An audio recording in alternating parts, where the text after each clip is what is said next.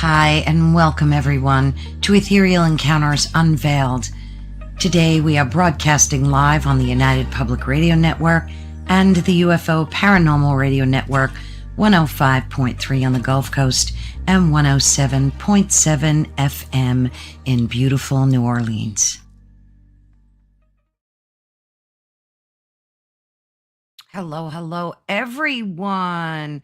Welcome. We're so excited to have you here today. And as you just heard, we are broadcasting live on Ethereal Encounters Unveiled, as well as the United Public Radio Network and the UFO Paranormal Radio Network. Much thanks to them. You can find them on FM radio as well as all streaming services. So super excited for tonight's conversation.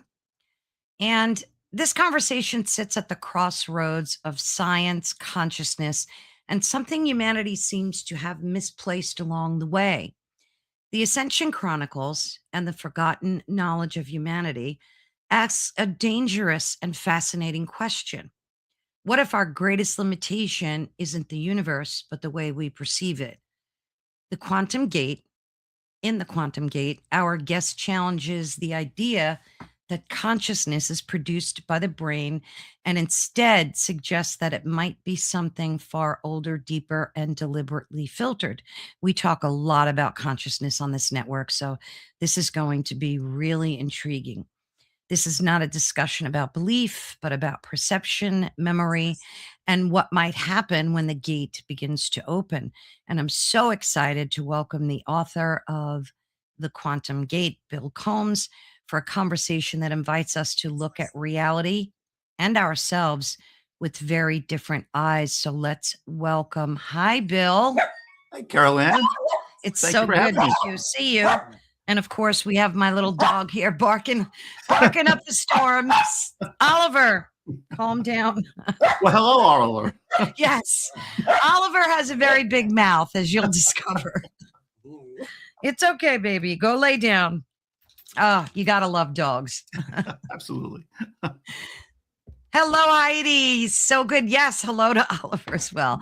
Heidi, how you doing? I'm hoping you feel better and everything's working out. And I'll be in touch with you to check in.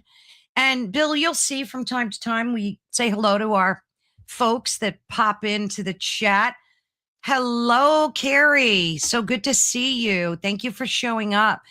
And a quick mention, on all the social media platforms, there's usually a chat. So don't be shy, pop in, say hello, ask questions, make some comments. We love hearing from you. So Bill, tell us about who you are, first and foremost. And of course, tell us about this exciting book that you wrote. I absolutely loved it. Maybe you have a hard copy you can show us, because I have the PDF version. So I can't really show. There we go. You can see it. Yeah, I think more in the middle. Yeah, perfect. Just back up a little bit. Okay, The Quantum Gate. I love the book cover too. Good job.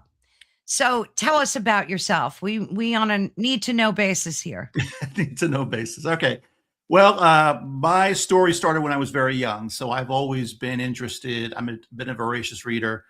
My mom had a bunch of books about Edgar Cayce when I was growing up, and I discovered those around the age of 10, and I started reading them. And I was reading them voraciously. Once I started, I couldn't stop, so I started reading all types of books on metaphysics and consciousness and New Age phenomena, et cetera, and never really stopped. My entire life spent that way. I also got really into science, kind of went to school for it, studied all the major sciences, both undergrad and graduate level. Love science at its purest form, especially quantum physics. That was sort of like the one area of science that really kind of fit with my personal philosophy and ideas of the universe and life. And so I basically taught and spoke to various groups over the years. And when I moved here to Asheville, I really one day was in meditation, and I was kind of trying to figure out what I was going to do. I had come here to go to school, and I wanted to kind of link up with the tribe that was here. This is just beginning at the beginning of COVID, so it's kind of hard to link up with anybody around that time. And I was looking for, just wanted to meet up, try to find a group to get together with, some people to talk with. And in the meditation, I had this, just came to me and said, no, you're not going to find anything here. You got to create what you want. So it came up with this name in my head, Quanticism, which is a blending of science and mysticism. And I began working through that and teaching here locally still do it for a number of years. And then one day I met an author friend here who was just telling me, why don't you just go ahead and write what you teach in a book? And so I did that. But then I really kind of got the bug to put this information, subtly into stories. And I love storytelling. I do it in my presentations. And so I started writing books on stories. And The Quantum Gate was sort of like the first book. It was a story that I used to tell myself. It was a daydream that I would tell myself growing up. Took that and made it into a novel. And then it's just the first part of a series of stories and ideas that I want to present. Just put it out there and see what people think. Yeah. So how many books are in this series? 4? Is it? There are going to be 3. There are 2 right now that are published. The third one's coming out later this year. But it's the first leg. This is a triangle kind of situation where I've got a series that's going to be these 3 books, The Quantum Gate being the first. There's another series that I'm getting ready to release the first book in that, which is it takes place in the same universe. There's overlap between characters, but it's a different type of story. And then when those 2 finish, there'll be a third series, which will be sort of like a capstone series where all the characters kind of work together to work through a particular challenge or set of challenges. So there'll be 9 altogether. Wow. That's a bold adventure. Yes, it is. But I'm excited about it. I like that. Oh, yeah. So the Quantum Gate explores a bold working theory that human consciousness is not produced by the brain, but instead interacts with reality through like a kind of filtering mechanism. Am I correct? Am I on the right track? It's similar, yeah. I mean, in the Quantum Gate, I kind of posited the idea of consciousness was non-local to our human body, and that where it exists is kind of up for debate, and people there are literally thousands of people talking about this all the time, but it's not local to us. It's non-local. And therefore, one of the biggest challenges we have as human beings is trying to remember who we really are, what we really are. And we go through our challenges, our traumas, our successes all through life, and those things tend to have leave a mark. And in that book, the protagonist went through a very severe trauma when he lost his wife, and that's kind of what kickstarts him into this series of adventures that culminate with him finding what he's always sought, which was the legendary Hall of Records. Like the Akashic. Yeah, this is the Hall of Records that Edgar Cayce wrote about. So this is actually the physical sort of spiritual place that contains everything, all the records of our ancient civilizations, our past, that were never really part of our curriculum. Do you personally believe in these theories that are in the book? Are they reflections of what you believe on a spiritual level? Yeah, I do, and that's very much so. It's kind of who I am, and I just kind of try to pull those into stories in a way. I'm not there to preach or change anybody's mind. It's just putting stuff in there, and just my hope is that folks will read the book and at least be, I never thought of it that way. Yeah. Yeah, there is a lot of conversation about, we were just talking about consciousness yesterday, and a lot of the working theory as of late, from what I've been reading and talking to folks about, is that consciousness, you're right, doesn't exist within you or within the brain, but it's really external to us. And it kind of is a unifying force too. So we're all connected to consciousness, to the source, to the light, whatever verbiage you want to use. So now you're a man of science. what's the latest science on consciousness? I mean, I read things all the time. I know they weigh a person after they die, and they Yep. could see the Yep. body is fraction of a whatever lighter, and Yep. there's all that good stuff going on. So what say you about the connection to science and consciousness? In neuroscience today, it's kind of a split camp because there are many scientists who look at this and acknowledge the fact that consciousness is non-local. There's so Mhm. many individual observational things that kind of validate that idea. But because but also people will look at the like brain scans of somebody who's going through who's passed a near-death experience, for example. Great Yeah. example. They can look at the brain scans, and even though you don't see anything measured, they'll say, "Oh, yeah, something's going on anyway. It's just Mhm. really deep. You can't quite see it." So there are folks who are trying very hard to keep the existing paradigm and to insist and ignore other observational and some really good studies that show that consciousness is non-local. I mean, Mm. it's almost to the point of being more people are beginning to accept it, but for the most part, right now, there's still this debate. So I'm not going to say one way or the other where it's absolutely been proven. It hasn't been. It's still Yeah. debatable. However, I do believe that there is more information coming out every day, Oh, yeah. and I would hope, like everything else in science, I mean, science is a funny animal. When things kind of get ingrained in for a while, it takes a lot to move it and to move it forward, which is really the opposite of what science is supposed to be, which is, you observe, you see something different, you decide, well, maybe I'm not quite exactly right about this. Let me go Yeah. explore some more. But we don't do that because science is very ingrained. I mean, if we changed a fundamental feature, for Yeah. example, when I was in graduate school, we talked about epigenetics, Mm. and that theory came out in the early 90s, but even graduate level textbooks barely mentioned it in 2022. Yeah. So it just takes a very long time for us to shift gears. Yeah, I agree. And it's sad because science, um, we rely on science and the scientific method. And a lot of the folks in that community too are very resistant to any type of change. I mean, I see a little bit of a bend like the Right, past maybe 5 years, but there's still a lot of they think it's woo woo and woo woo right, science and all that good right. stuff. But It's funny because I look at in quantum physics, like the observer effect, the double slit experiment, yeah. which is like the most woo-woo kind of experiment. And it's also probably one of the most repeated experiments in all of science. Mm, And it still has split the community down the middle, where folks are either it's something else, it can't be what people think it is, and it's silly because it's like it's okay. I mean, we for us to consider the fact that we know everything and can measure everything right. is just kind of bordering on arrogance. It really is. I love that premise, that theory, the observer effect. It's, a whole particle and waves kind of thing. And it makes so much sense. Yep. Like to me, I guess it does, especially, being in this industry.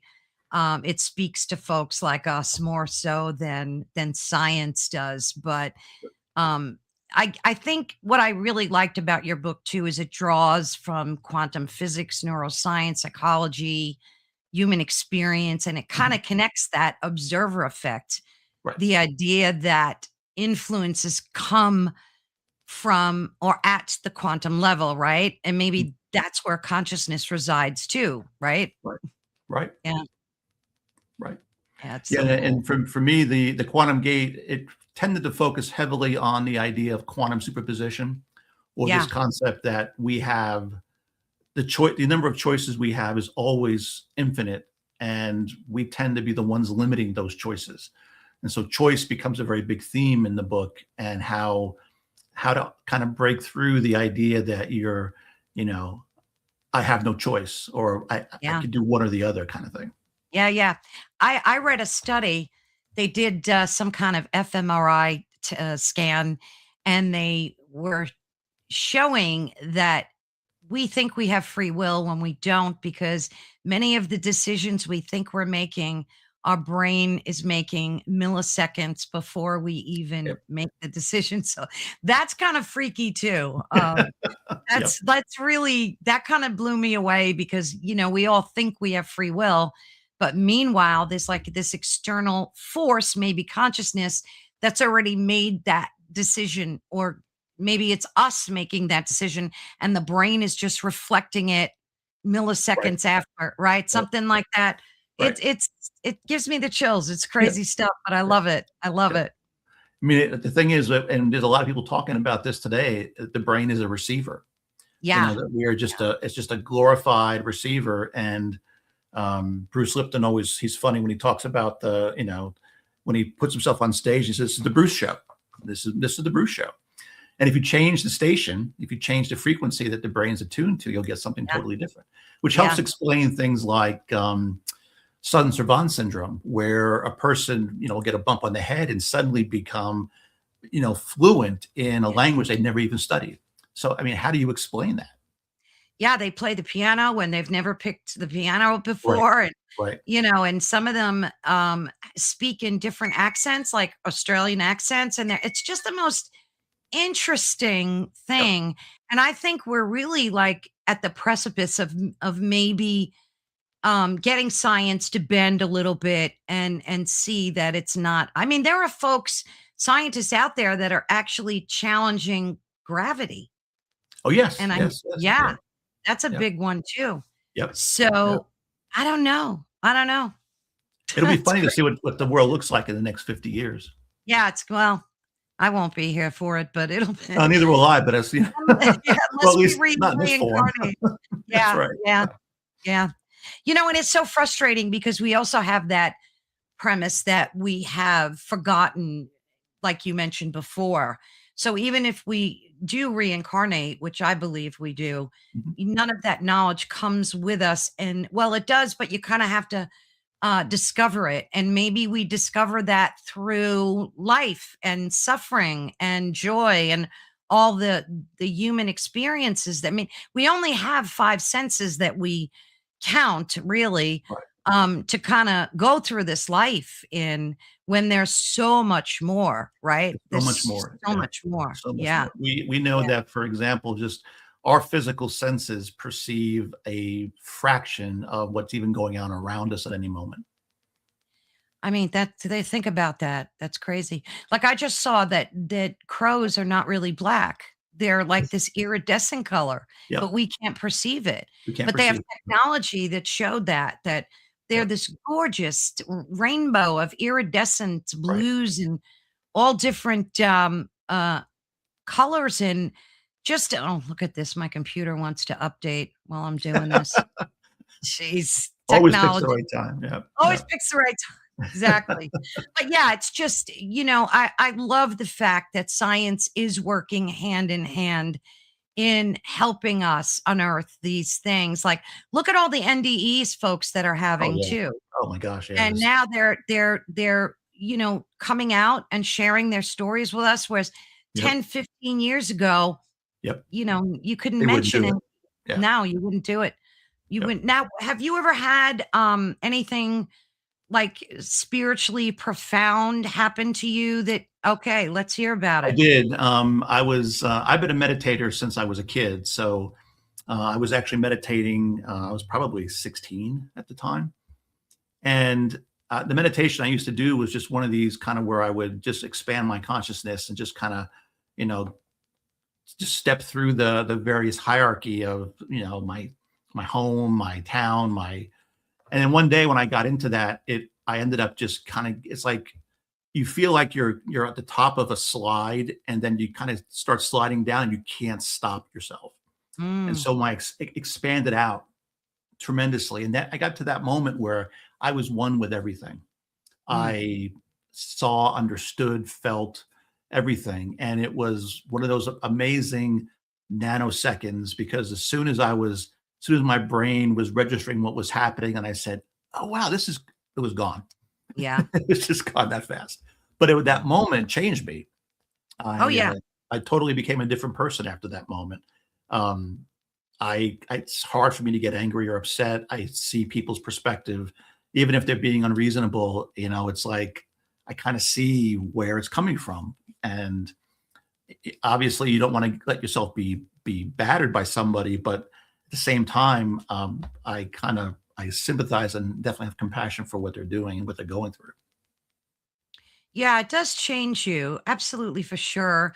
I could relate to that in a big way because when I was about 15, 16, I was reading Cosmic Consciousness by Buck on my front porch. And I had a very similar experience happen while I was reading this one paragraph. I felt like I was shot into this euphoric Yep. state of Yep. being, kind of very similar to that. And Yep. I kept rereading the same passage thinking that it would happen again, but it never Yeah, does. it never It does. Yeah. never does. But it was very interesting and it does change you. It Yep. does absolutely change you. Yep. Is that the only experience that you had? Do you have any I've had a other? couple more. I've had a couple just spontaneous, just love and just overwhelming love for people. I mean, of all places, coming back from the DMV, which you would think, it's not exactly Yeah. but I was coming Nice. back from the DMV and just driving, and I just suddenly my heart exploded, and I was just, feeling this euphoria, and for everybody and everything, and it was just this amazing feeling, and it lasted probably 5 or 10 minutes, Oh, wow. and it was great. I mean, it was like, it was the best thing in the world. I felt like $1 million after that. Yeah, that's a blessing. It is, Now, and then, meditating for me is a daily practice, and because of that, I'll have different experiences. Timelessness is something I'm very used to. I go through that. I'll get visions and ideas and downloads all the time, and that's a lot of times, when I was writing the Quantum Gate, the very first version of that, I was a little too preachy in the book. I was trying to push ideas, and I was getting a lot of pushback from people who were reviewing it for me.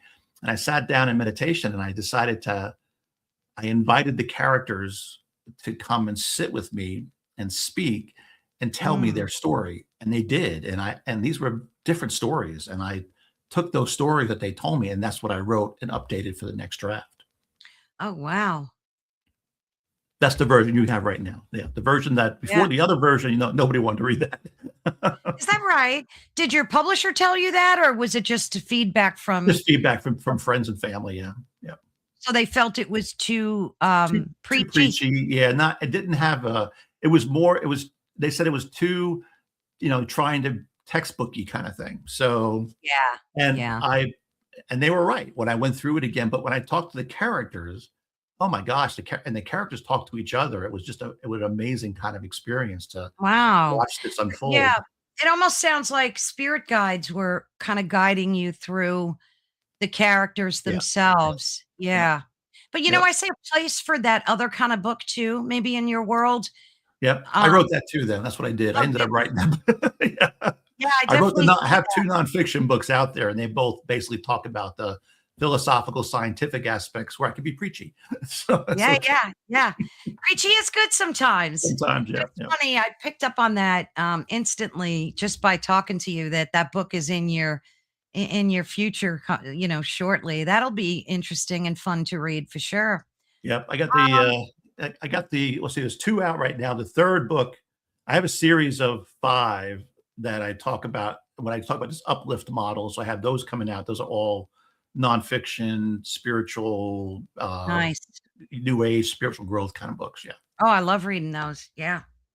Yeah, there's always something, juicy that you can pick out of them, Yep. as as for a growth kinda shadow work kinda thing. Yep. Exactly. So I Exactly. have to ask you, we have all this love and light that we appreciate in our lives, but on the flip side of that, we know that there's yin and yang, there's lightness and dark, and how do you deal with that aspect of the world? Seeing life the way that you do now, how do you deal with the darkness? This may sound crazy, but I kind of went after I don't do duality anymore. I understand duality. We have to, as physical beings, we have to deal with it, but I can't get too upset with it because it's just it's like the flip side of a coin. Yeah. And to me, it's something that we see and understand, but I resist getting pulled into it because I see both sides. I mean, when you're one with everything, it's really difficult to align with one particular thing. It just becomes a lot tougher. Yeah. Yeah. Well, yeah, I mean, it's hard to see the world um with the challenges that we're currently experiencing globally, not Sure. just within the United States. And it's like kind of for me it's a very heartbreaking thing to It is see. because these people, everybody in this who's living on this planet makes choices every day. Yeah. And I don't like some of those choices. Yeah. I mean, I would not make them myself. But I Exactly. also have to understand from the perspective of they're a divine being and they have Right. free will and they have every right to make the choice they're making. Yeah. Um, and that's just something that I've gotten to be okay with, even if I don't like it. Yeah. That's well said. I tend to agree with that. I don't dismiss the darkness because, like you said, it's the flip side of the coin. It's there. Right. I don't partake in it or have Right. anything to do with it, but I Exactly. Yeah. recognize it. I respect it in a way. And it's just heartbreaking, to Right. see. But But you I don't always have to like, do that. yeah, yeah. I always like to ask folks like Yeah. yourself how they deal with that because like even some psychics that I talk to, they will have absolutely nothing to do with the dark. Like they Yep. don't even want to talk about it. Sure. And then there are some that do that work in Yep. helping folks get rid of it out of their Yes. lives. And, so Yep. I guess it's a Yep. personal It's a preference and personal thing. maybe, Yeah. It's a yeah, personal. what you're I mean, called I to do. put that in the, if you remember in the Quantum Gate, I don't want to get too much, but if you remember the scene with Martel and Voss, and that was absolutely a microcosm of this Mm, very macrocosmic question of you could choose a different path for yourself at any moment, and if you don't, that's okay, but there are consequences for that. yeah, that's so true. So, it's interesting too, because I loved how you used grief as like a catapult. Mhm. Um, and I was able to very much relate to that as my husband passed away 4 years ago, Oh, and that sorry. did No, thank you, but no, that does catapult you into a whole absolutely. different level, and Yep. so does any other, unfortunate experience that whether it's divorce or losing any loved one or even moving. I mean, Sure. Yeah. moving for some people is very traumatic, losing Yep. a pet, I mean, Yep. but, yeah, so it's definitely did you have any experience with that, or was that something that just for that character, you just thought it was a It good was way to it wa tell a I've had, story? I mean, obviously, I haven't lost a spouse, but I've lost a lot of family members, and for that character, he needed that. He needed that because that was the only way that it was going to, and this is where I look at sometimes traumas and the dark side of things that tend to move us in the direction we need to go. And it's not because I feel like it's the only way to move us, but it's the way that tends to be the most successful with human beings. And so Yeah, this was his way to kind of get him moving in the right direction. yeah. So tell us about some of the other characters that, kinda resonated with you on a spiritual level. Well, all the characters are basically in the book are reflections of parts of me. Um, even the ones that even the antagonist, there's parts of him that are absolutely part of my personality as well. And I did that purposefully because I wanted to, it's the easiest way to write a character is to be able to at least identify with them at some level. And so with Ethan, he represented me as the person who was science and spirituality and trying to reconcile the two and study the two, and he was ridiculed because he was too much on the woo side by his scientific peers, but he wasn't enough for other folks, so he kind of fell in this kind of in between space. His Mm, daughter, who, as a result of the trauma of losing her mother and his wife, became, and because he effectively abandoned her as a result of that, she mm, became the antithesis of who he was. So she became fully grounded in the sciences and didn't care about anything that was not measurable, verifiable. She married a doctor. She made all these things that you would, really Yeah. structure thing, totally opposite of who he was. But it was made sense because it was her way of um, dealing with the loss of her mother and the loss of her father at the same time. Yeah. When you speak about forgotten knowledge, do you believe that it's purposefully suppressed for a reason? And what would that reason be in your speech? Well, I will say that I that's a big theme across a lot of my writings, and there is I believe that knowledge is forgotten and knowledge is suppressed. I mean, we know it just looking through historical records and seeing inventions and things that have been developed that have been, suppressed. So there is the idea that change, especially if it has an economic impact to certain, powers in the world, are going to be suppressed because they don't want that. You're talking And about like energy? yeah, energy, I mean, all types of things. But knowledge about who we are and what we are. And, I always tell a story that I've heard years ago about, people look at ourselves as human beings as we're just biological systems that just, Mm, we're random. We're basically, we got lucky. We got lucky at the dice roll and we became this living civilization. yeah. And when you look at the math behind that and what the odds are, it becomes absurd.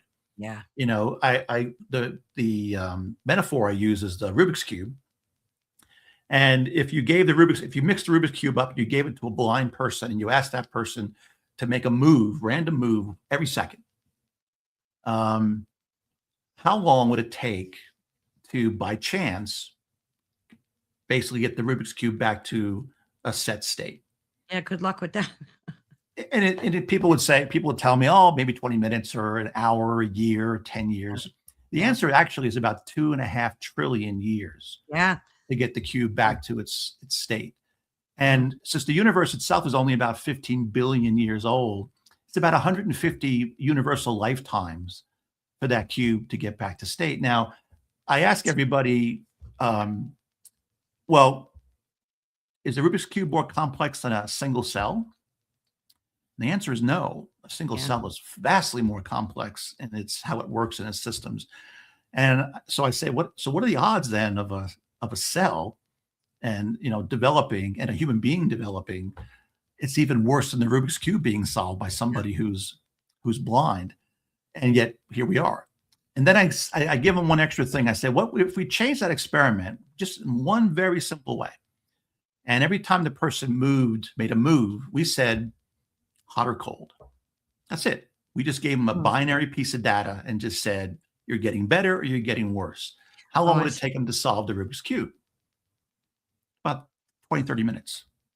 So with a single piece of information, a feedback information from one thing to the other, that Rubik's cube goes from being not solvable in any, version of our reality to not only solvable, but common. Life now becomes common and fairly easy to see, which is what is matching what we're finding in the universe as far as these Goldilocks planets that could possibly hold life, viruses and smaller bacteria we find in different, like in Mars.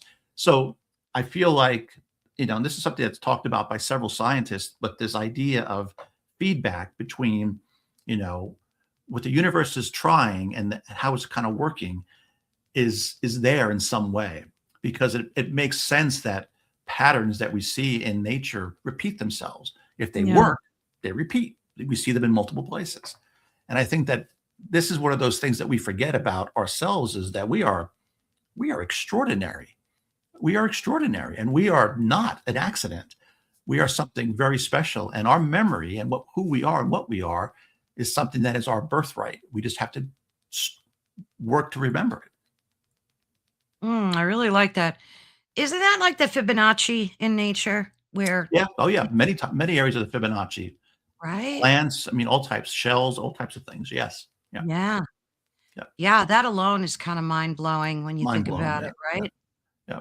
And it's one of those things where in science, to me, it's, these are the awe moments. You look at these things and you're like, wow, this should really move us to look at things differently. But it doesn't, because we just tend to dismiss it as coincidence, random act. And that's really, I think we're doing ourselves and life a disservice. But isn't that cognitive dissonance in and of itself where It people is. And just, yeah, in many ways it can be. Yeah. Yeah. People can't accept that idea and they just refuse to acknowledge it. Our brains have this default mode network, and we're kind of used to doing things a certain way and seeing things a certain way, and our brains tend to keep us in that particular that lane, and not let us go too far out of it you unless know, we it's, push. yeah, right. It's so interesting because it's like once you see it, there's no going back. It's kind of No like going Neo back. with the red pill and the blue pill, right? Right. It's like once you take that pill, that red pill, there's no going back. And then you really like that spark that it changes everything the way you perceive the world. Like Everything. I Yes. can't look at the news anymore Nope. because it's all just propaganda Yep. fake, all of Yep. it from It both is. sides, Yeah. from Yeah. both sides. For both sides. Absolutely. Yeah, Yeah. absolutely. It's just pitting side against Right. side. And I mean, I like to see if the world blew up, so I'll put the news on a little bit. Yes. That's I always want nice. yeah, just check out, see who blew up who. Yep. But, other than that, I just have 0 patience for it because, like I said, once you start to see the truth in things, and there are truths in things, There are. because some people say, "Oh, there's no one truth." No, there are truths in things. And once you see them, there's just no going back. And There's the the biggest world. truth we can find is we look within. When we look within, we will see things and find things that are just amazing. Muggle news. Yes, I Absolutely. love it. Yeah, Yeah. absolutely. Yes, natural laws. Yep. Liebercast was a bonsoir, dear. He was a guest on my show once, and we talked about shadow work and stuff. It Yep. was great. Love it. Speaking of shadow work, I mean, you've obviously are a very spiritual, educated human. Do you still feel that there are a lot of things, hi Mort, that you need to work on via shadow work for Oh, yourself? oh my gosh, Yeah. yes. Yeah, absolutely. I don't think when you come into this life, um, just going through the process of living and dealing with folks, you would kind of pick up some baggage along the way. Yeah, you do. And the beautiful thing about the working on shadow work is you're aware of it. So you Yeah. know it's there. You can watch it when it flares. You can work on trying to get past it. And whenever you can kind of work through something, it's a wonderful victory for because you basically have taken that programming that we all get stuck with when we're young, and we've kind of removed it. And that's powerful stuff there. Mm. Yeah, because trauma, Oh whether it's yeah. childhood or We all adult have trauma. that. We all have it. Oh Yeah. gosh, yeah. I don't think there's a living soul on the planet without it in some form or the next. And the thing that I think we need to forgive ourselves for and talk about remembering, is that we're human. Mhm. I mean, we are living a spiritual existence, but we're human. Bottom line, we're just a bunch of meat bags when it comes down to it. And I think we need to forgive ourselves for Yeah. a lot of the things that we do and say. Yeah. But like you said, it's knowing them and saying, "Wow, I need to learn from that." Like Yeah. that's the whole game, right? That's the Don't you whole think? game, right? That's it. Yeah, that's the Just whole game. having that metacognition to be aware of Yes, what's going on in metacognition. your life being able to see yourself and take a step back, even when you're reacting to Yes, something that, why am I reacting to this? right. Okay to react, but at least you're aware of it and you can figure out, okay, let's peel some layers and see where this is going. Exactly. Yeah, Exactly. I don't, like I said, I think to the day I leave this planet, I will be working on that stuff. So Yeah. No, that's good. It's part of our evolution too, to be Yes. able to do that. Does religion play a part in your life, uh, or has it ever at any point? Yeah, I was raised Methodist, got into, but then we became Episcopal. For a while there, I was a Wiccan high priest. So religious and religious ideas have contributed to my life in a significant way. I consider myself right now to be more of a Taoist Buddhist as far as spirituality goes, and Mm, it's really my own personal flavor. I mean, I feel like all of us have, when we walk the earth enough, we kind of developed our own sense of what feels right and what doesn't, and it absolutely. changes. I mean, one of the biggest things that I'm a big proponent of is never let a worldview become rigid. I mean, you have to be able to basically be okay with questioning your worldview and questioning everything you believe and being Yeah. willing to change it, even if it seems a little bit painful or unpleasant. I'm I'm I'm interested to hear a little more about the Wiccan thing, if you don't mind. Sure. I've spoken to a lot of Wiccans, pagans, witches, and it's so interesting because I always say they get and got such a bad rap. Right away they attach the word Satanism to them, Yeah, and it's the furthest thing from the it truth. is. Yeah, it is. Yeah. They don't even believe in Satan. So it's I got into it when I was married to my first wife many, many years ago. She was already part of Wicca, and we decided to create a coven. And so, I went through the process with her. I've already studied a lot of different philosophies and magical systems, so it wasn't a big stretch for me. But it was a different type of perspective. I mean, this is a Mm. much more natural, kind of religious kind of idea. And so it went through this process. We ran the coven for about 15 years. Oh, wow. We trained people. We would basically meet 2 or 3 days a week with classes for different degrees within Wicca. I wrote a lot of the classes because I had a lot of background in certain things. She wrote a lot from her background, and we just enjoyed that process of creating this working group, and it was wonderful. I had a great experience with it, but I also felt that it was people started looking to us for answers, and Mm, I'm a big proponent of, I can tell you my perspective from my right, experience, but right. ultimately those answers got to come from you, Yeah, and from within. And that sometimes, that people don't like to hear that sometimes. yeah. Well, yeah, people want the easy way out. They wanna be Yes. told what to believe, Right. and that's part of the problem right there. Instead of digging their heels into the dirt and kind of figuring life Yeah. out, Yeah. they wanna read a book and get the answers, Right. and there are no answers in any book. I Nope. mean, Nope. no, no, Just different ways of thinking or right? trying something on. It's like sets of clothes. Let me just try this hat on and see how that feels for a while. Exactly, yeah.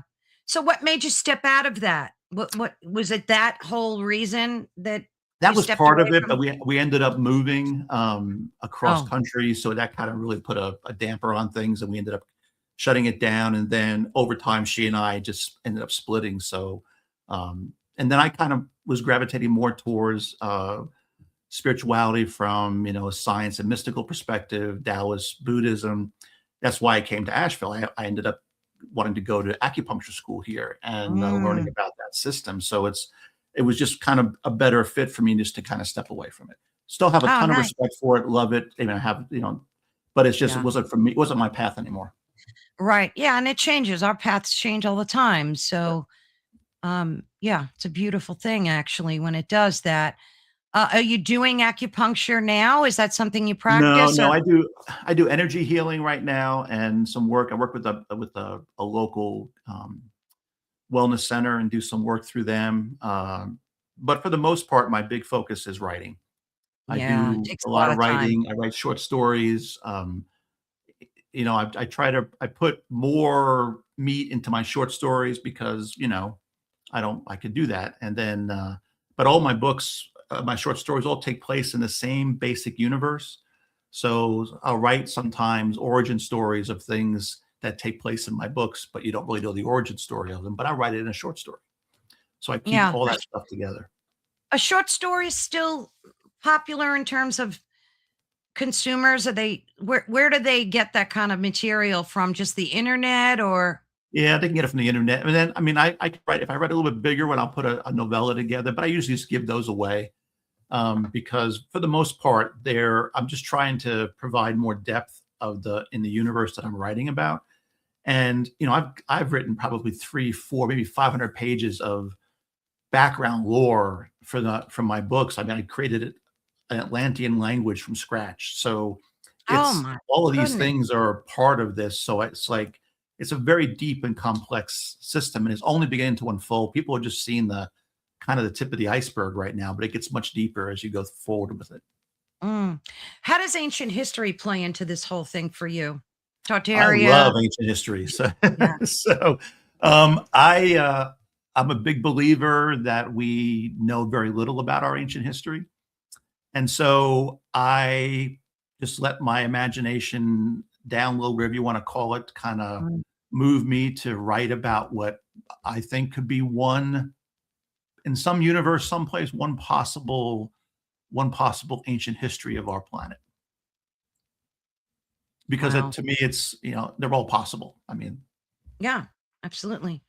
What do you think of the whole Tartaria thing? I mean, there's so much of that on the internet now talking about, the technology that came from there. And did that play into any of your writings as it well? Or it didn't. No, that did not. Most of my stuff came from, again, Casey Egypt? talked about Atlantis, and so I had a lot of, I mean, you know, 50 years ago was reading about Atlantis and developed in my own brain kind of what I felt that looked like. And I read a lot of ancient books on Egypt. I read a wonderful book which I really stuck with me, which was the book Initiation by Elizabeth Heish, and Yeah. that story was a powerful one for me.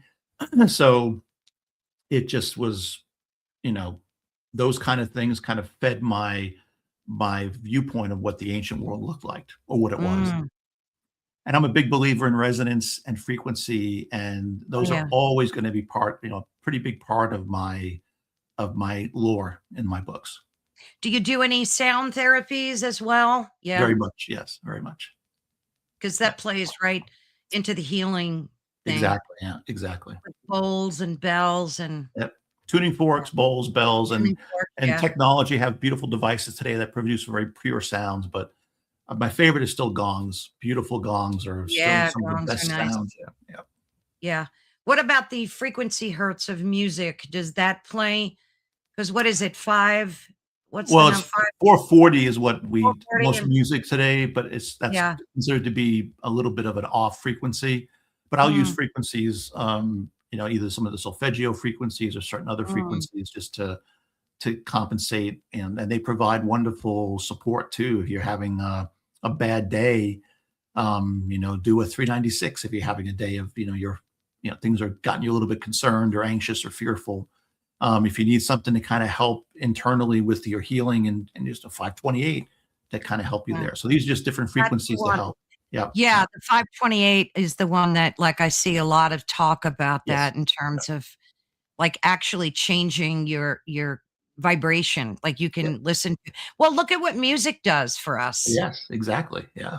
So, Yeah. and again, that plays both into think of how you can hear a song and it can put you in this dark place immediately, maybe Yep. something that took place in your past. And, Yep. and it's interesting because it almost feels good. It almost feels like a good pain while you're listening to the song.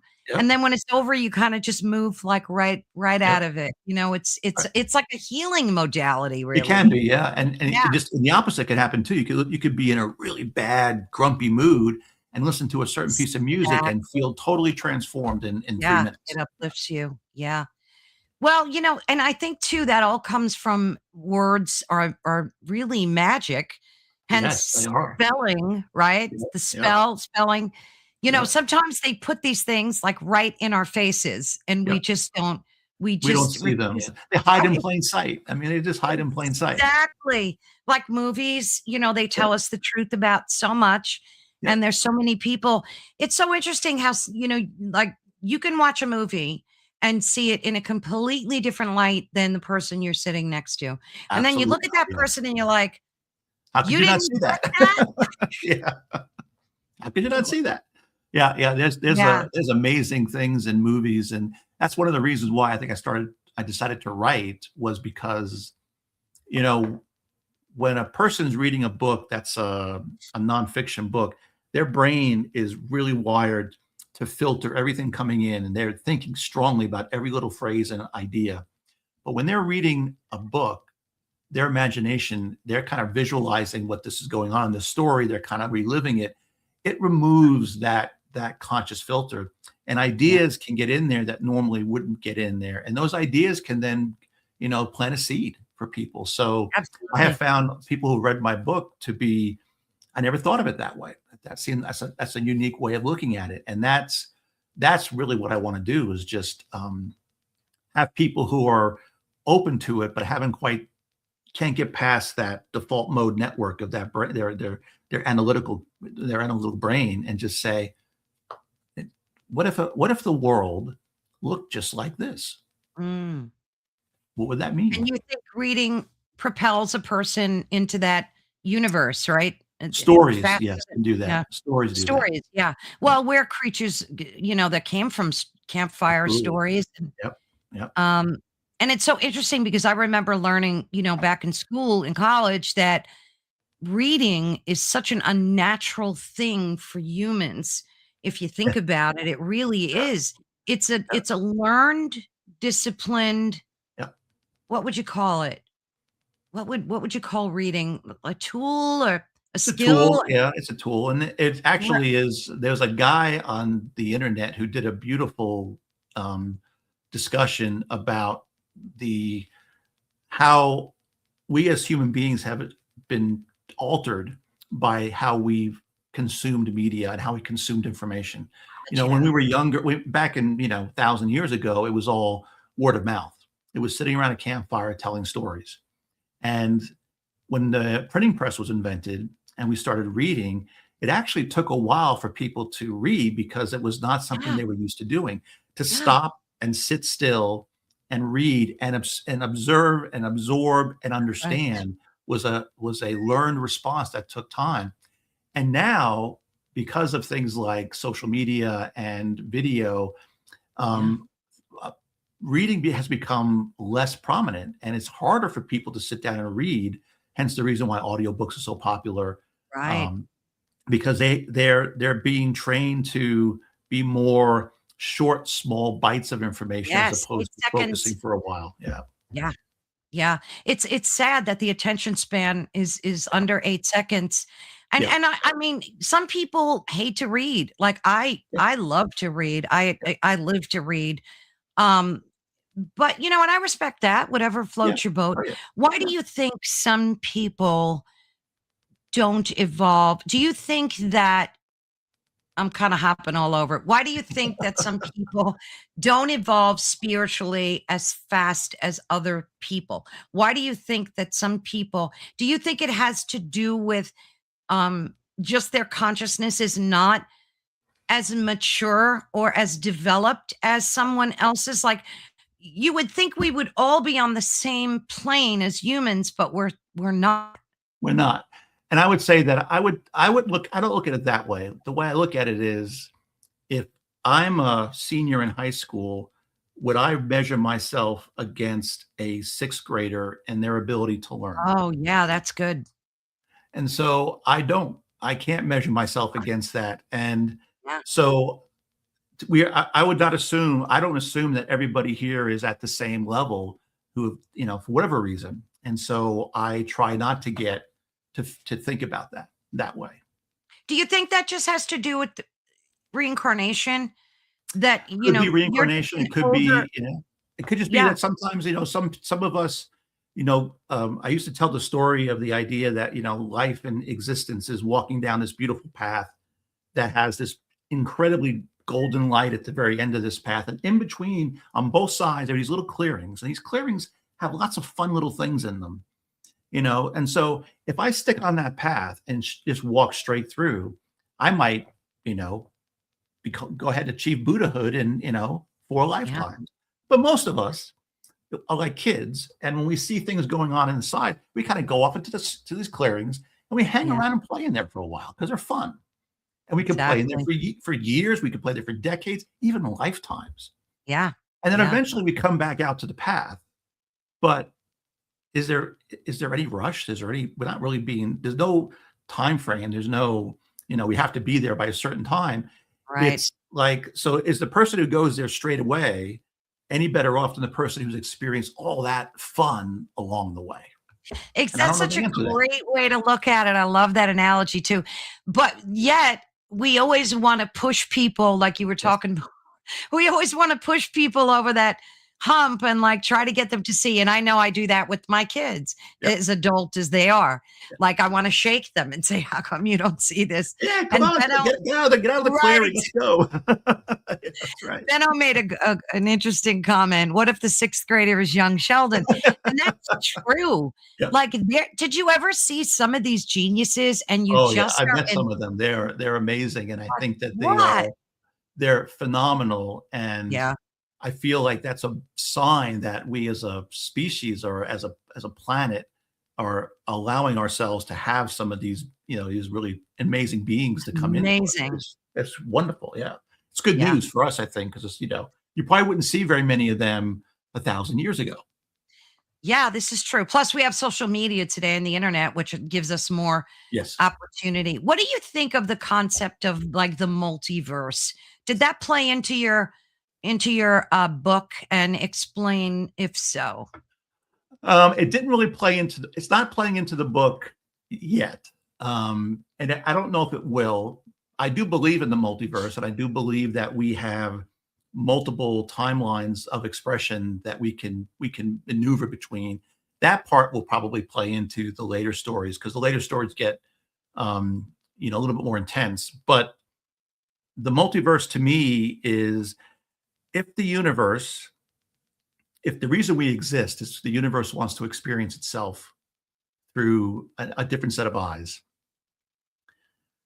and it doesn't like to not experience in all possibilities, superposition being a Mm, fundamental component, then it has to have a multiverse because that's the only way to have Carol Ann in a million different particular perspectives. Because if your mm, life even changes a little bit at the beginning, it changes who you are, and that changes your perspective and how you observe the universe. And absolutely. so it just makes sense to me that the multiverse would be the way that the universe can experience itself in a variety of ways from the same individual stream of consciousness, the same individual being.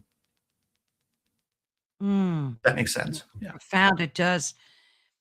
It's so interesting because one of the messages or downloads that I've gotten a lot since the pandemic is like, just be the observer, be Be the the observer. observer, Yeah. right? But if we're the observer and quantum physics tells us that the mere act of observing changes the outcome, that baffles my brain. Like, This is where I don't think, superposition comes into play because we have to remember, and this is something that human beings we are not good at. We have to remember that when we observe and we want and visualize something, we're collapsing all those possibilities into one yes, thing. Okay. right. And there's nothing wrong with that. But we feel like we only have one thing the entire time. There's only one option. This is the only thing that can happen to me. Like, for example, I'm not lovable, so no one's going to love me. That's the only Mm, reality that we have in our brain, and therefore it becomes reality because that's what we believe.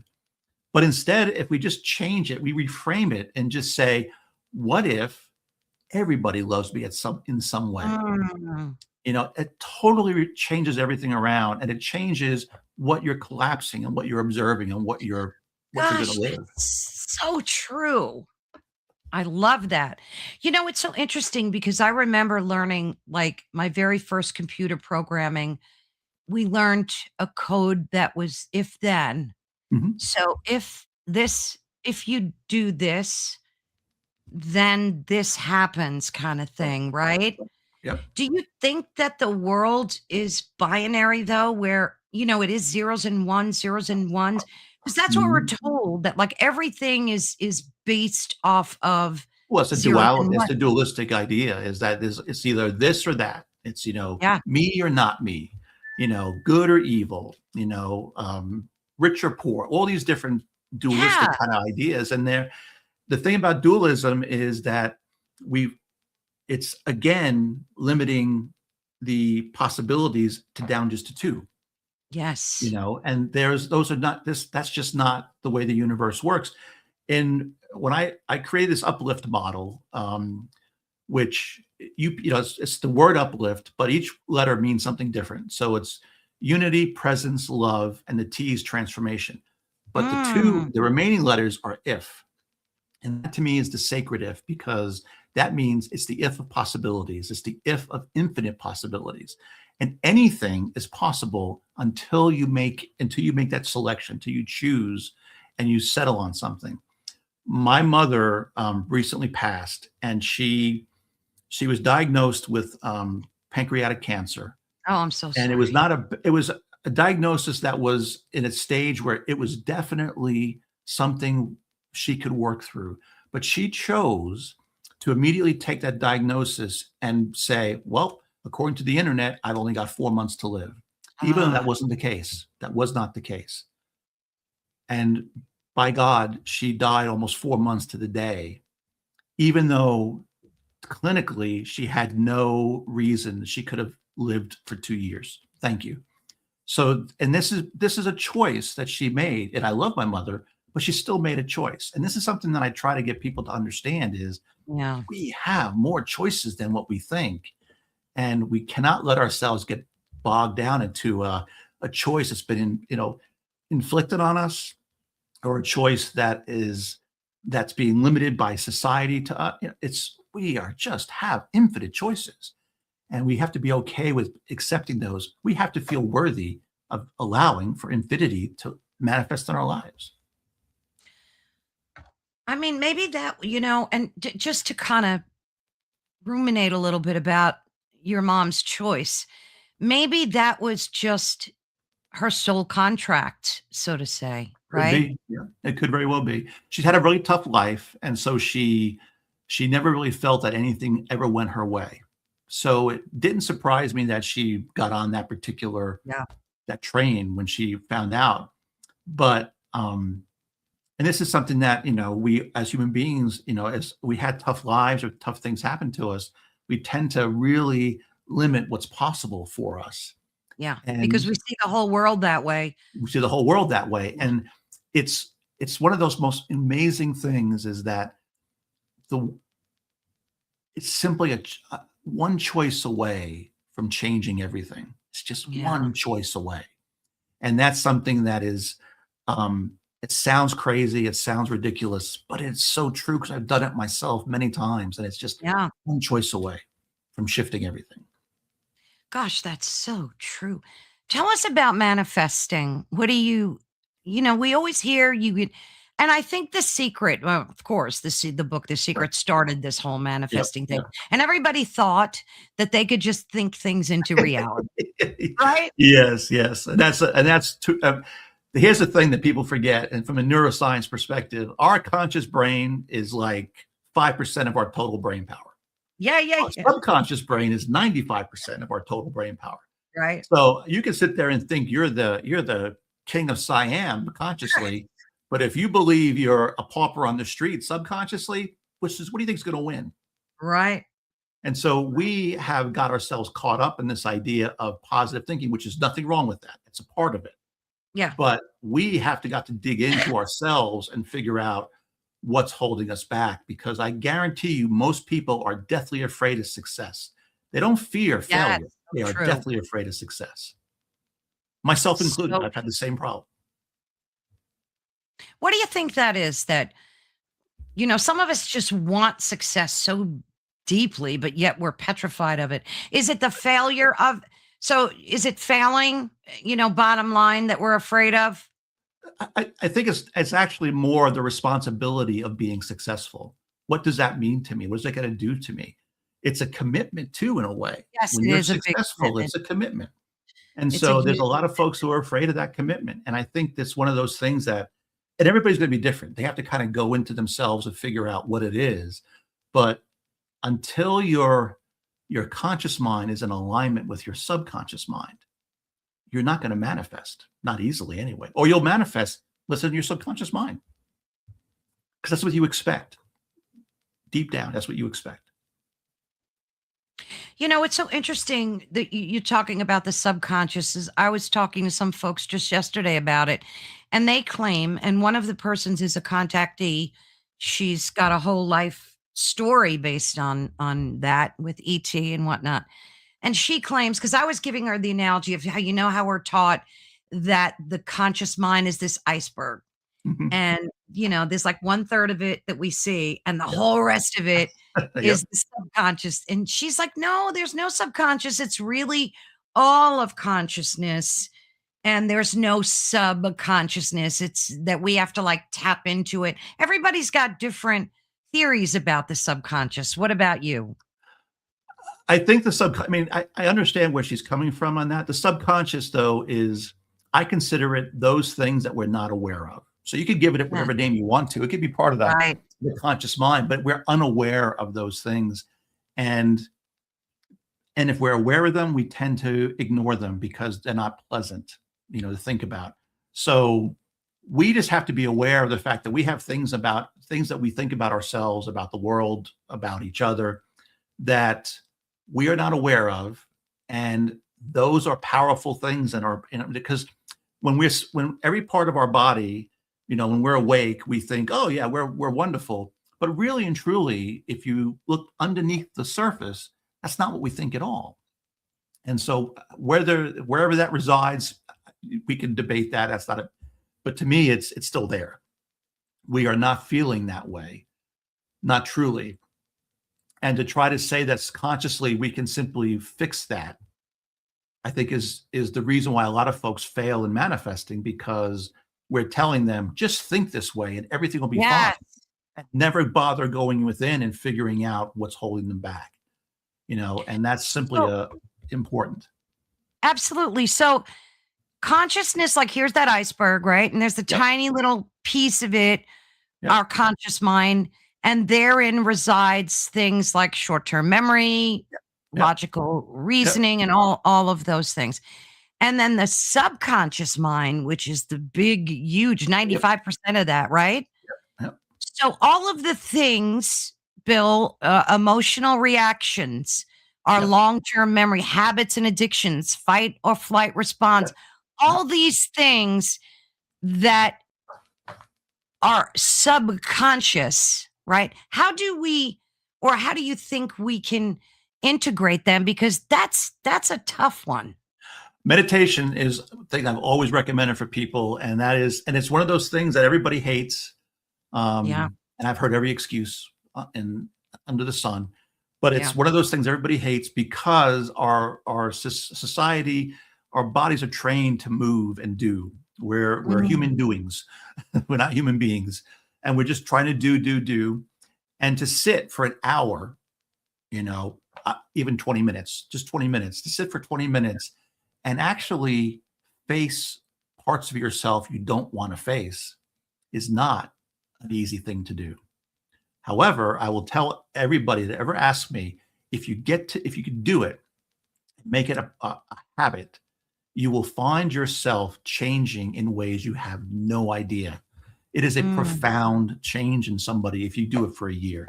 And I mean, I've done it. I've been meditating now for almost 40 years.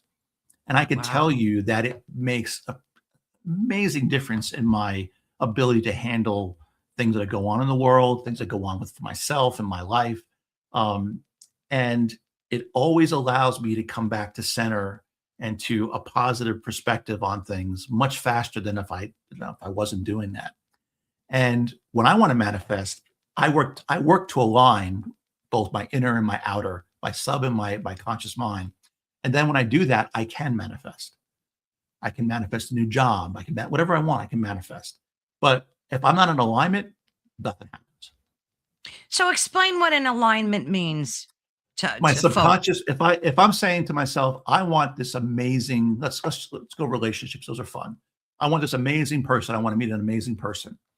But if deep down inside, I don't feel worthy of being in a Gotcha. relationship with somebody who loves me for who I am, for what I am, then how am I going to ever meet somebody in the outer world there if I don't believe it's possible in the inner world?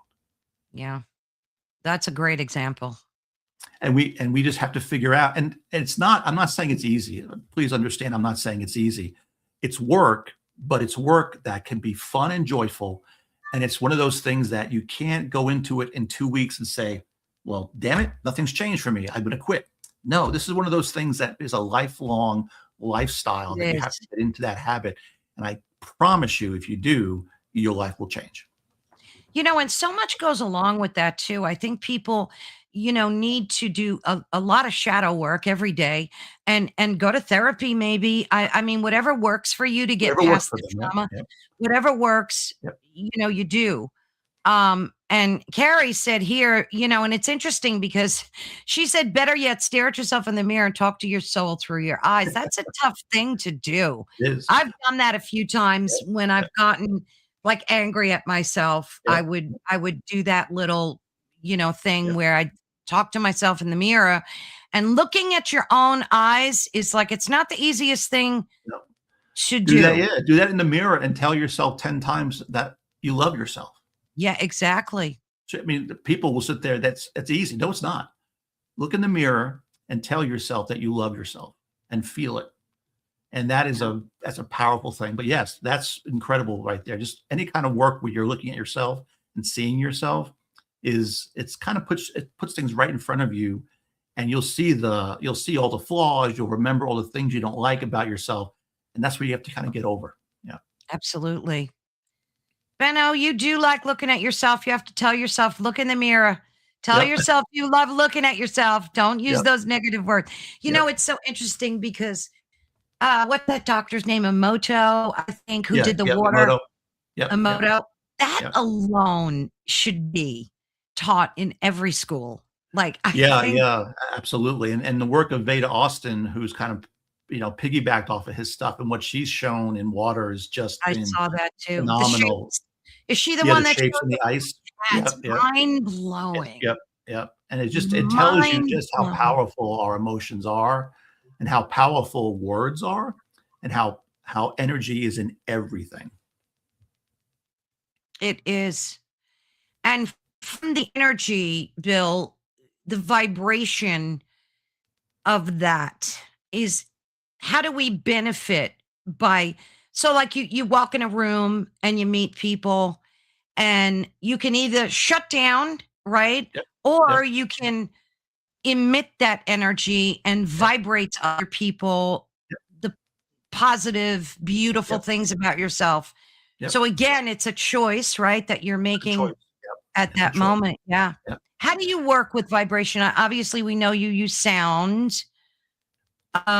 Other way you use meditation. I mean, I love to give folks good tips out there on how to do that. Sounds is really good. Music is great. Yeah. So for me, if my vibration is falling for whatever reason, I will listen to music, listen to sounds, watch a comedy, watch comedies Oh, that I that's really love. great.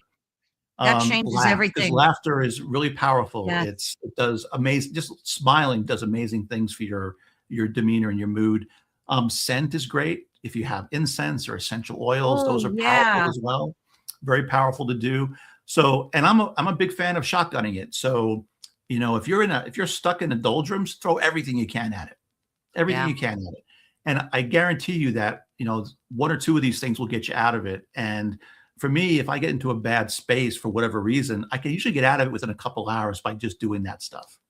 And it's the thing about it is, if something bad happens in our lives, like you lose a job, you have an option here. You lost a job, you start stressing about money, you start stressing about finding another job and how much time you got Mm. to do that to do this job, and that just brings your energy down. It brings your energy down. Oh, And yeah. so Instantly. now the process, not only because it's the same process, whether you're, however you feel about it, it's the same process. But if that now the process is one that you're feeling constraint and lack. Now, what happens if you change that and said, you know what, this was the best thing that ever happened to me. This job was not serving me. I have the possibility of Right. finding the most incredible job right now. It's going to be perfect for me. It's going to be fun to find this job. It's going to be fun to interview. Is the process different? No, the process is still the same that you have to go through. But now Yeah. you're going through that process with a much better energy, a much more open energy, and a much easier energy to manifest something wonderful for yourself. And Gosh, so, that's again, so a true. choice. It's a It choice. really is. It's funny because, like, I'm a clean freak. I can't stand cleaning, but I'm a clean freak, but I can't stand it. We Yes. have a love-hate relationship. So, like, I would get up and go, "Oh god, I can't stand it. I gotta clean." And I read once that they said, instead of saying that, say, "Hey, I get to clean today. Yeah. Yeah. I am so lucky I actually get to clean." And it really does change Yeah. your headspace. It It does. It truly totally changes your does. headspace. And I'm not It saying you're really going to be successful every time. Don't beat right. yourself up if some days you just can't seem to manage that. But try every time, because the days you do, Absolutely. it'll just keep telling you and reinforcing, you know what? If I just shift my mindset, it changes everything. Gosh, that's so true. What do you hope? What's your greatest hope out of writing this book and your series of books to give to folks? What's the greatest hope that you, other than book sales? I mean, we all want book sales, right? Sure. That's a given. Other Yeah. than that, I mean, to me, the books are it's part of my byline. I want to entertain and inspire. So I wanted mm, people to enjoy the story just for the story's sake. If you just love the story, it was just a fun thriller to kind of participate in. But I also want the story to inspire in some way. It could be anything. It could be small, it could be big, it doesn't matter. It's just, can it shift your mindset a little bit? Could it make you question something or being open to something new? That's all I want. One of my favorite movies, and this is people look at it probably to be silly, but one of my favorite movies is the animated movie Moana. And the reason I ah, love that movie is because it has such powerful undertones of connection and the whole spiral and the idea that the heart is what makes us, if without our heart we become this monster. And it's a beautiful metaphor for the human condition, and it's a story, and people can watch that story and just love the story, or they can yeah. watch the story and see some of the other aspects of it and like, whoa, that's kind of a neat little thing. And that's kind of Mm, what I want from my books is enjoy it, love it, and have a great time with it. But maybe once in a while you might see something that's like, oh wow, I never thought of that. that's so true. One of the other sadder things about, like, you watch an inspiring movie or you read a book that 2, 3 days pass, and then we just tend to go back, Yep. to our same old Yep. routines and same old habits. And, what do you think is something that folks can do to fight against, like, should they journal, maybe write that down, put Post-it notes up? Like, how do you make it stick, Bill? It's different for every person. I would say that, first of all, don't be hard on yourself, Mhm. and don't make something like pick something really hard. Like, I'm going to meditate an hour every day. I guarantee you, if you haven't done it before, you're going to do it for a couple of days and then something's going to come up because if we're not used to doing something, our physical bodies are going to rebel against us doing anything different. It will Right. just rebel. So find something and do it and make it small and do it and stick with it. Make it a commitment to do it. Whether it's getting up in the morning and looking in the mirror and saying, I love you 3 times. That's it. Just do that. If it is meditating, maybe it's just meditating for 5 minutes, Right. a day, 5 minutes. So I'm a big proponent of finding one change, making it a small change, and really Mm. making it part of your life and then increasing from there. Oh, I love that. That's great advice. Now, do you teach any courses? I mean, I'm on, let's do this. Let's show folks your website. I always like to do that with my guests because a lot of work goes into websites, and I think that it's a nice thing to tout, right? So Yep. you have a mailing list, which by golly, I'm going to make sure I join that. Um, do you have any courses or anything that you plan or have here, or is this just a place for your books? I don't do courses. I do them locally here. So I teach a lot of folks locally here, and I'll have like events. But I tried to do courses, and it wasn't working the way I wanted it to. So I write, and then I go ahead and do my teachings here locally. I do once in a while. We'll do online teaching, so I'll do a class online versus one in person. It just Oh, depends nice. upon the demand for it. Yeah. Nice. Now we could get your books on Amazon as well, right? You I can, yeah, mean, you can get them on Amazon. You can get them through my website. Either works. I have to say this is a very reasonable price too. Yeah, Um, yeah, which is nice that of yeah. And course that we have bundle's good through 2 more days. so it's a special going on right now. Yeah, special going on right now. Yeah, Wonderful, wonderful. Yeah, and of course we have the banner running across the screen so folks I can appreciate that. Thank you. find you, of course, at billcombs.com. So what's you have this third book coming out now or that you're working on? What's the I'm actually premise working of on the three book? different books right now. I've Wow, how got do you do that? I bounce back and forth between them, and it's actually kind of great because if I get tired of working on one, I can work on another one. But I've So what do got you do? Do you outline yes, like a outline everything. chapter? Yep. Outline it. I outline this, the outline for the chapter, the scenes outlines are done separately. So what I have book 3 of the Ascension Chronicles, which is going to come out probably around mid-year, give Mm, or take a month. But I want to get book 1 of my 21st Century Merlin series out because that's and then both of these series are connected together. You'll see characters from both in each series, and that's why. And they are very different story arcs, but they're related story arcs. mm. And so I put them together for that. And Merlin is sort of like my uh, kind of acknowledging my own life when I was a kid, when I was a teenager, and being a teenager and loving metaphysics and studying this stuff, at 14, 15, 16 in Yeah. school, not really popular as a result of that. No, no, definitely not. So this 16-year-old character is sort of like Yeah. my homage to myself when I Yeah. was. I think all writers do that in one way, Yeah, one facet or another. yeah. How are what's your group like of people? Are they like you? Do you hang out with like-minded people, like in the I do. same Yeah, Yeah, I figured that. I do. How I do mean, you most of even the people here find are them? they're either into wellness or quantum physics or metaphysics or any number of things, and so we have a great community here I built up over the years, and I get about 40 to 50 people sometimes to show up for events, Oh, and just wow. and I don't charge for the events here because it's just donation. I love doing this and putting that out there for Mm, people to see. Um, mm. because it's just, to me, is as part of it that I want to kind of get that information out there, because I mean I've seen people who will go through one of my events and hear something that's to you and I might be very like, oh yeah, we've known that for decades, but they did not. And when they realized it and it kind of flipped that switch in them, everything shifted for them. And that's Wow. what I live for, is that one little thing that can happen for somebody and So sets them on a path. you're really paying it forward, Yes. yeah. So these events, are they mostly healing events or are they Combinations. consciousness ev Yeah, they're combinations. uh, Yeah.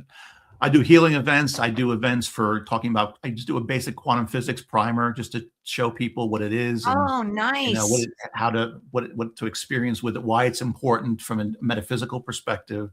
I go over the human biofield and what that looks like and why that's important. And I also talk about things that, science is really big about telling us what we know. There's a lot that we don't know, and they don't really talk about. And I make sure I tell them, we don't know this. We just don't know. It's so interesting. You talking about the human biofield, right? Yep. There's some people, particularly one girl that I've been listening to, and she's been talking about how they hacked into they right, we always say they, I think folks know what we mean, Yep. how they hacked into the human bios field. And she said if you type in 802.15.6, you can see that there's an actual standard for short range, ultra low powered wireless communication designed for wireless body area networks, which are what, wavebands, W bands, however Yep. you Yep. pronounce them. What's your take on that whole thing?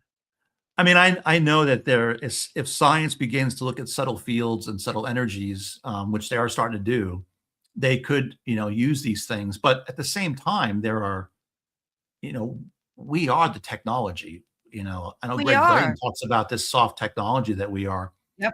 And Yeah. we can, if we're aware of these things, we can certainly not let those things impact us. There are technology available for us as consumers today that can help us, alleviate and protect us from that kind of thing. Like So it's med just a beds matter and of being things. aware of it. That's all. Yeah. Because we hear a lot of talk about med beds now. And Yeah, then some medbed. Yeah, people are saying med beds don't really exist. And it's like, I don't know. But it's just so interesting to me to think. And I've seen patents, government sure. patents showing that they use the wide body area network for technology they use us as like vessels, I guess, Yep. for technology. And that's like so offensive because we didn't agree to that. Like, No, no.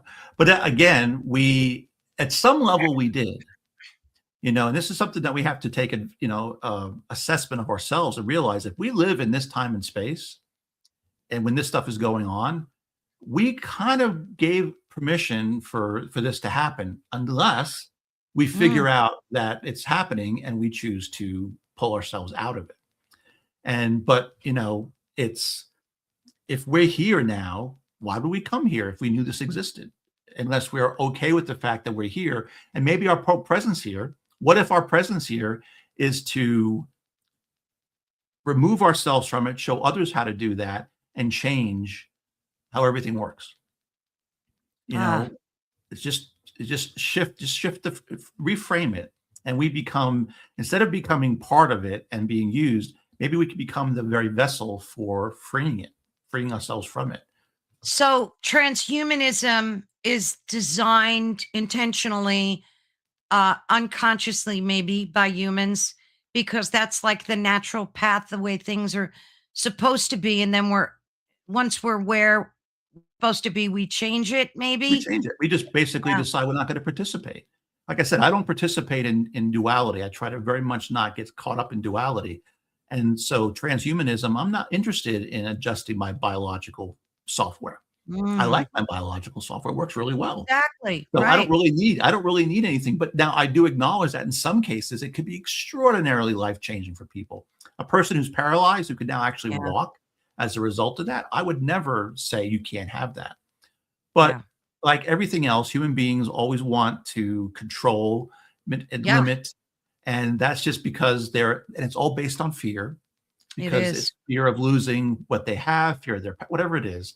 And so, and we know that, hurt people hurt people. So we have, these people who have power, who are fearful and who've been hurt. And we have to just be aware and set our boundaries, pull ourselves out of it. But ultimately, we still have to look at with them compassion, because they're still part of source. They're no different than we are.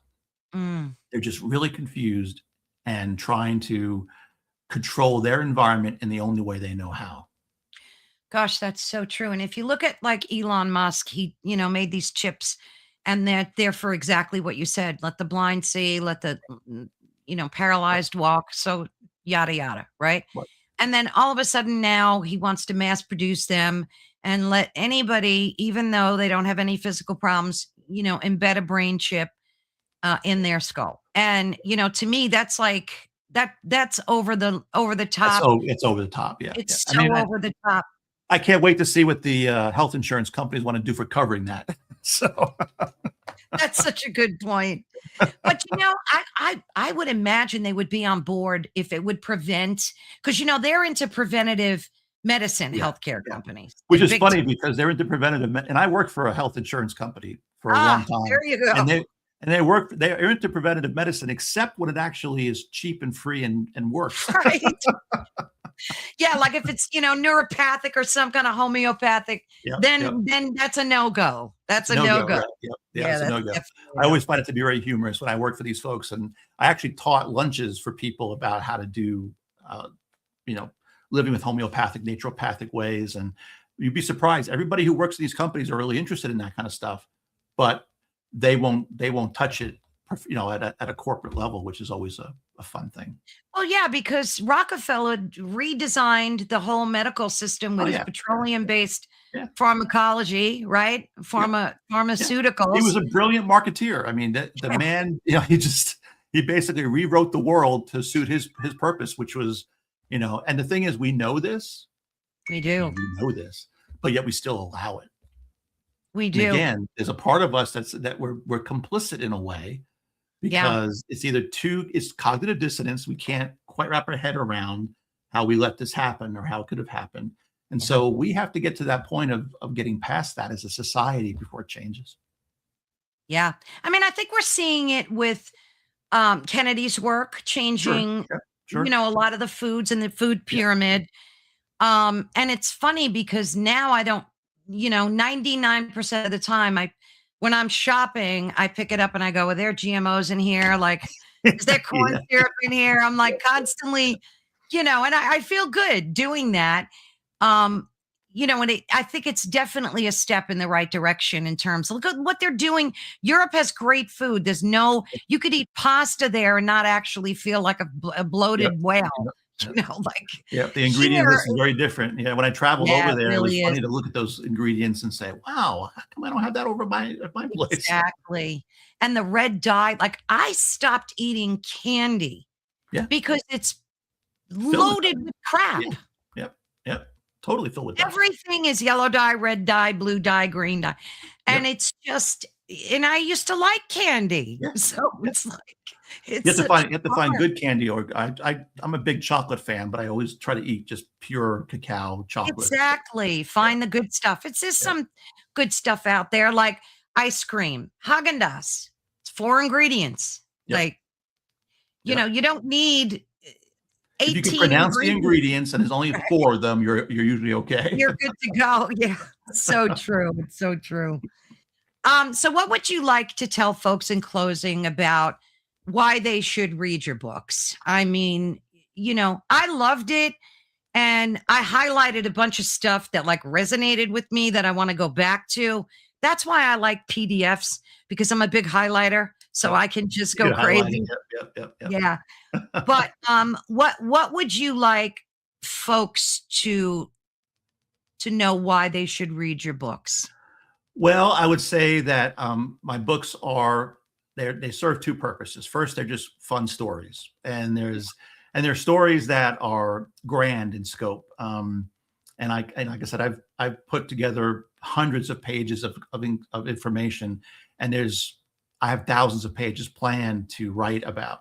So it's a grand story. It's a wonderful story, but it's also a story that has a little bit of feel to it of trying to deal with some of the challenges that we deal with in our real world are Mm, reflected in my stories too. And I put some interesting ways of handling those things in there. mm, And they're just kind of my ideas to put out there and not to change anybody's mind or anything. But, first and foremost, have fun with the story. And if you learn yeah. something that's interesting that you want to go pursue, that is awesome. That is, and that's so well said. And again, you can check out Bill's work at billcombs.com. That's COMB as in boy, S for folks that are listening. And Bill, I would absolutely, first I want to say you should record your workshops and put them on your website because I would love to attend. Too bad I live a few states away from you, but we don't have anything like that around here, unfortunately. So maybe someday you can be inspired, record them so that we Sure. can enjoy them too. That would be brilliant. Yep. And I would love for you to come back. Sure. I'd love to. When is your next book coming out? Let's see. The Merlin book will be out, I'm hoping April. Oh, Well, would you email me and let me know, Sure. and then we could schedule you back in? I would Sure. love to read that and Yeah. have a big discussion about that as Awesome. well. Yeah. Love I would love magic. to. I Awesome love stuff. Yes, and my magic is totally different than other magic in this book. That's even more of a surprise. Yeah. Wonderful. I'm gonna look forward to that, Bill. Awesome. Thank you, Caroline. It's been a Thank you pleasure. so much. Such a blessing getting to meet you and speak with you. All right. Thank you so much, and have a great rest of your day. And goodbye, everybody. Thank you. Bye. Talk to you soon, dear. Bye-bye. Well, that was a blast. So much fun. I loved learning from him.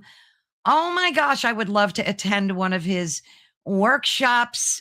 They sound amazing. He's such a plethora of knowledge and he just exudes everything you just saw wonderfulness. So, thank you all for tuning in. You've been listening to Ethereal Encounters Unveiled, and we are live on United Public Radio Network and the UFO Paranormal Radio Network, which is 105.3 on the Gulf Coast, 107.7 FM in New Orleans. So, as we bring this conversation to a close, what lingers is not a set of answers, as Bill said, but it's a deeper awareness of the questions themselves, which I love. Always ask the questions. And these questions are about consciousness, perception, and the knowledge that humanity may have forgotten rather than lost. Think about that, right?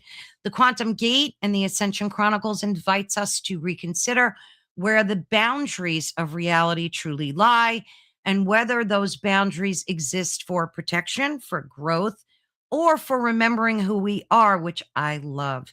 My sincere thanks to Bill Combs for sharing his insights, his courage to explore the edges of thought and consciousness, and his willingness to challenge how we understand consciousness and our place in the universe. And to everyone listening, may this conversation stay with you, not as a conclusion, but maybe as an opening. And thank you all in the chat. Yes, we love hearing from you. Yes, it's the right questions. Thank you so much, Carrie. You know, I love you guys in the chat. Thank you all, Heidi, everyone, Melissa, everyone. Francois, thank you so, Francis, thank you so much for popping in. Don't forget, we have a show tomorrow as well. And I'm kind of excited about that one because we're going to be talking about a fascinating topic with a woman named Dana Machuchi, I think is the Machuchi. I think that's the way you say it. Anyway, we're going to be talking about exploring sacred sites. And again, the anchors of human consciousness. This is a real big topic these days. We're learning so much about consciousness, and I can talk about it every day. So thank you all so much. Love you all. See you tomorrow, 3 p.m. Eastern Standard Time. Have a blessed rest of your day. Bye, guys.